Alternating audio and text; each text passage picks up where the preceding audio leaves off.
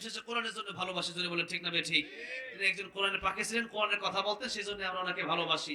ওনাকে 13 বছর কারাগারে রেখেছে একমাত্র কোরআনের পক্ষে কথা বলার জন্য, জোরে বলেন ঠিক না ঠিক? এবং উনি জীবনও দিয়ে দিয়েছেন, আল্লাহর কোরআনের পক্ষে থেকেছেন, বাতিলের কাছে মাথা নত করে নাই। সেই জন্য আমি আমি এই গানটা লিখেছিলাম, বলবো? শুনবেন? আল্লামা সাঈদী তুমি মরণি শহীদ হয়েছ তুমি এটাই জানি, শহীদ হয়েছ তুমি এটাই জানি।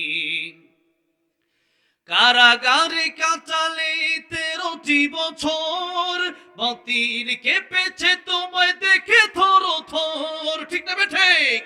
কারাগারে কাটালে 13টি বছর, বাতিল কেঁপেছে তোমায় দেখে থর থর।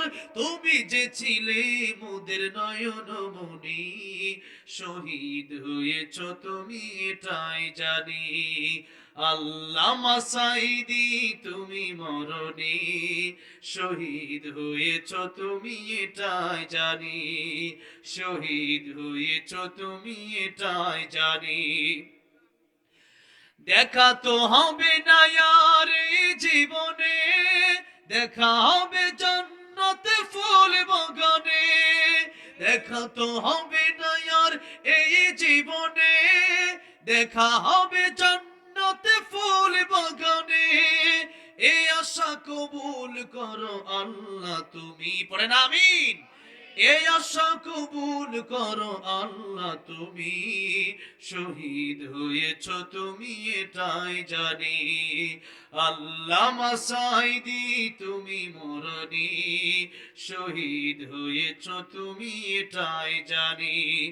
দেহ মাঝে যতদিন ছিল তব প্রাণ, বলেছিলে তুমি সেই প্রভুরই কালাম। তাই তো ভাবি তোমায় প্রতিদিনই, শহীদ হয়েছ তুমি এটাই জানি। আল্লামা সাঈদী তুমি মরণি শহীদ হয়েছ তুমি এটাই জানি।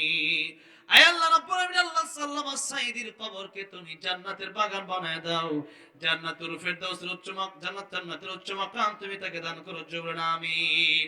আমাদেরকে শহীদি মৃত্যু দান করে দাও, জোরে বলেন আমিন।